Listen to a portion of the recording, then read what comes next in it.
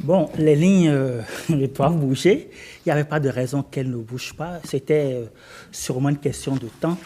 Alors, les anciens présidents ont décidé donc de prendre le taureau par les cornes. Ils ont décidé donc de se mettre dans la bataille.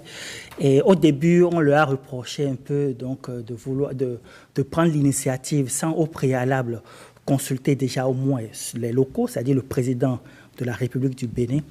Mais bon, ils se sont rattrapés puisqu'ils ont d'abord préféré consulter le président nigérien et après ils ont été reçus par le président béninois.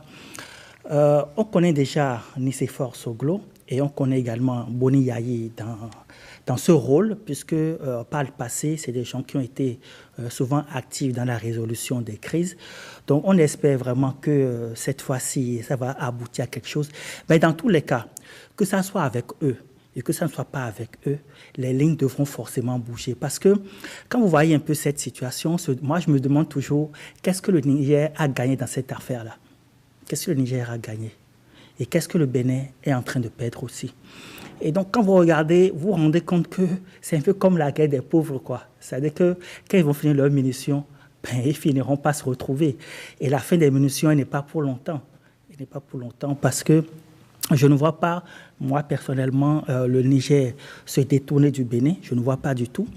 Et on connaît également les conditions dans lesquelles les autorités actuelles du Niger sont venues au pouvoir. Et on a vu comment est-ce que nos autorités ont pris le devant des choses d'ailleurs que moi j'ai personnellement reproché l'attitude donc de notre président. Mais les choses sont rentrées dans l'ordre puisque très rapidement notre président de la République est venu au créneau pour carrément s'excuser de façon publique. Donc il avait déjà jeté les bases d'une réconciliation et puis on a vu que les autorités nigériennes ont préféré jouer au dur. C'est ce que je me dis, on préférait jouer au dur. Et je l'avais déjà dit ici sur ce plateau que ce qui se joue là, c'est un peu des... C'est-à-dire il y a une réalité derrière, une réalité géostratégique, une réalité que nous semblons parfois occulter parce que rien ne justifie aujourd'hui la fermeture des frontières, le maintien de la fermeture des frontières par les autorités nigériennes.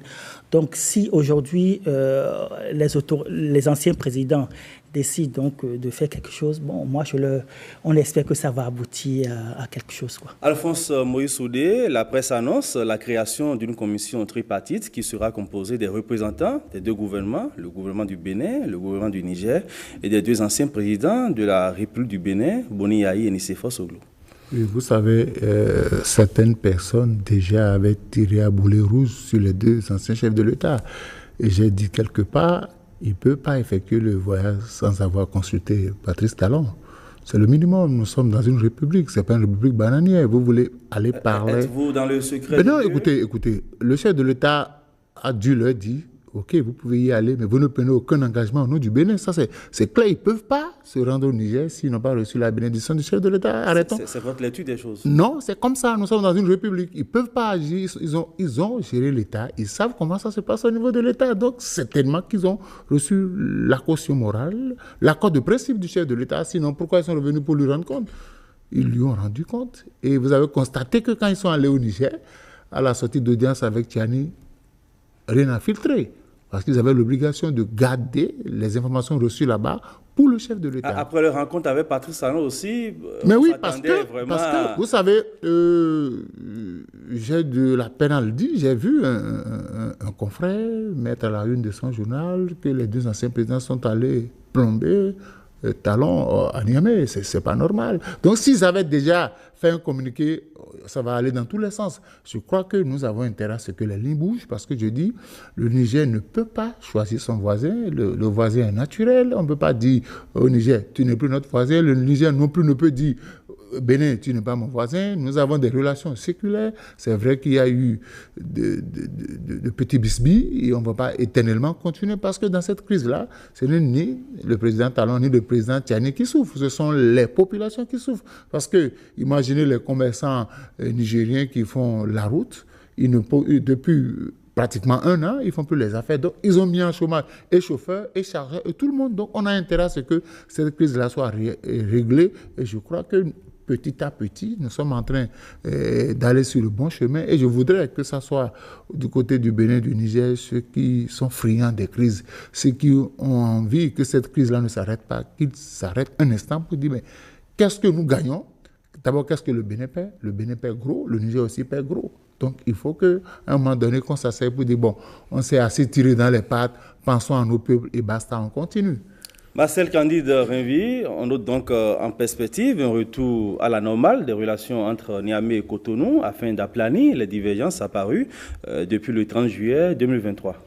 Absolument, et vous le savez, depuis quelques mois, bientôt un an que cette crise avait le jour, et cela n'arrange pas le Bénin ni le Niger. Et comme l'a dit le doyen Soudé, vous savez, quand nous mettons on fait un peu un retour dans cette crise, on a vu un peu comment les choses ont commencé avec la sortie de notre président Talon, qui n'a pas été du goût de côté du Nigérien. Mais vu les tournures avec les rebondissements que nous avons eus des mois plus tard, on a eu beaucoup de pètes. Et pour ne pas en arriver là, il faudrait qu'un jour, les lignes bougent. On peut dire que nous sommes dans une démarche très salutaire. Et comme l'a dit l'autre, les Béninois n'ont pas vraiment intérêt à changer le voisin. C'est le Niger qui est là et c'est le Niger aussi, c'est le Bénin. Donc on a aussi intérêt à quand même conjuguer encore l'effort pour que la paix revienne. Parce qu'à un moment donné, il y a beaucoup de pètes, il y a beaucoup de crises qui ont été créées parce que des chômeurs ont été notés et des gens n'ont pas pu quand même faire les affaires parce que la tension entre le Bénin et le Niger ne passait pas. Et comme l'a dit M. Soudé, c'est aussi normal qu'avant que ces anciens présidents béninois n'aillent à Niamey, qu'ils reçoivent la bénédiction du président actuel. Parce que vous ne pouvez pas prétendre aller réconcilier en griffe mon ennemi sans me consulter. Il faudrait que je vous donne l'aval et c'est au retour que vous allez quand même me faire le point pour que je puisse donner ma position. Mais vous serez là-bas au nom de qui?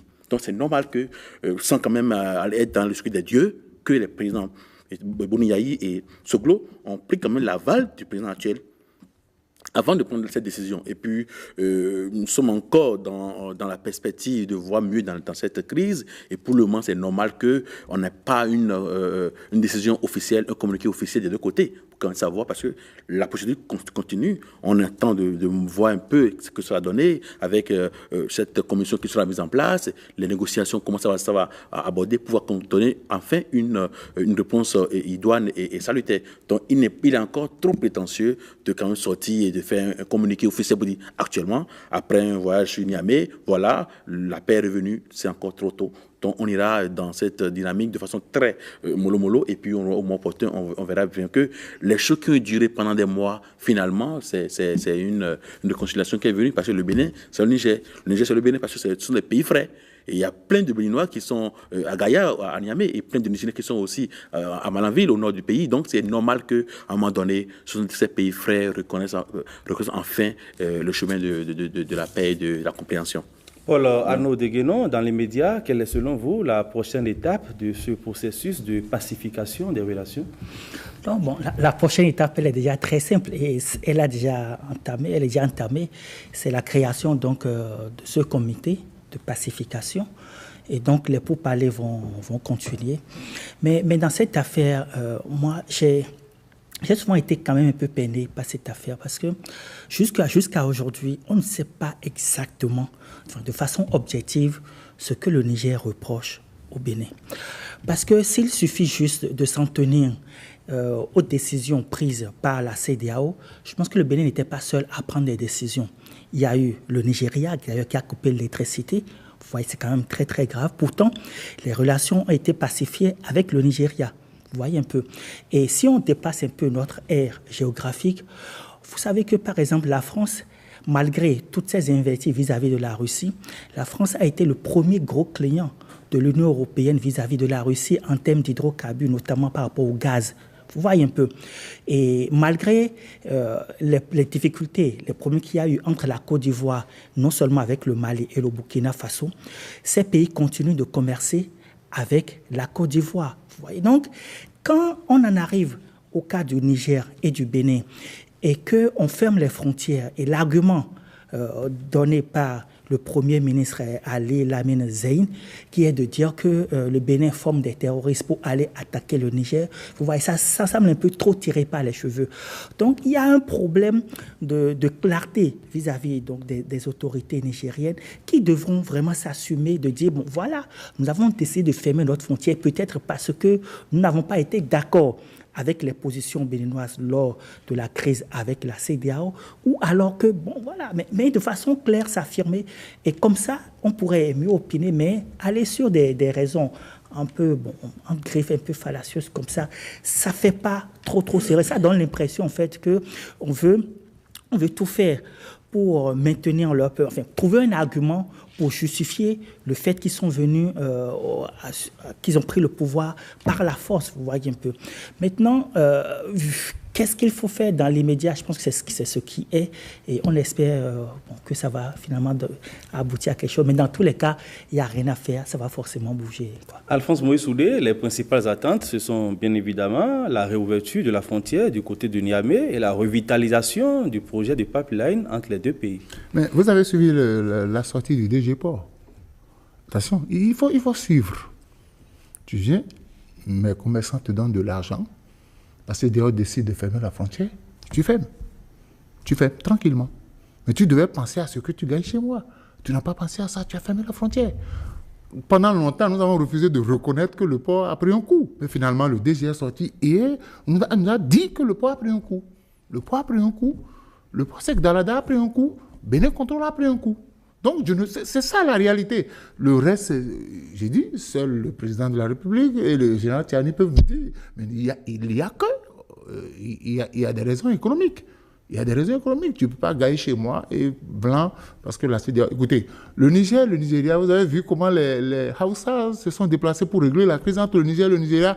Très vite, ils ont réglé ça parce qu'ils ont dit il n'y a pas de raison pour que deux frères s'attaquent. Mais chez nous, les gens ont fait la gorge chaude avant de comprendre que, économiquement, des gens sont essoufflés. Donc, je dis une chose. On ne va pas remuer le couteau dans la plaie. On ne le remue pas. On va avancer dans le débat. On va avancer. Aujourd'hui, tout le monde a compris que il faut arrêter parce que des gens souffrent.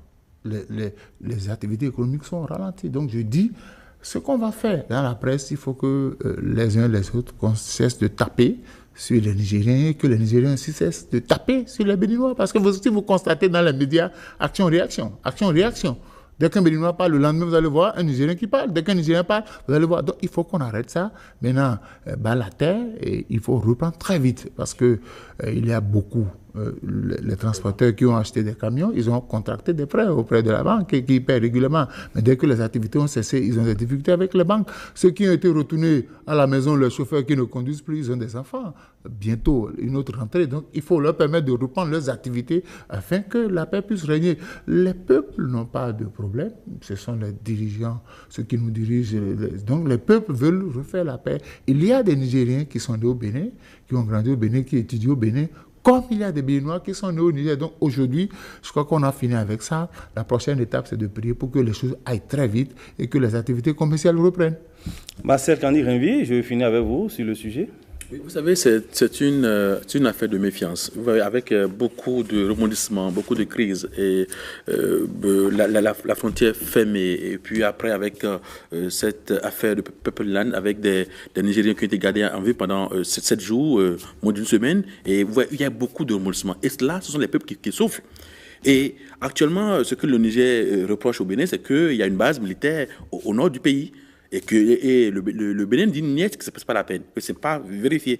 Mais pour les Nigériens, parce qu'ils ne sont plus dans une bonne harmonie avec la France et que actuellement le Bénin n'a pas de sa position, donc pour le Niger, nous avons encore une base au nord, et pour cela, il faudrait qu'ils voient mieux dans l'affaire.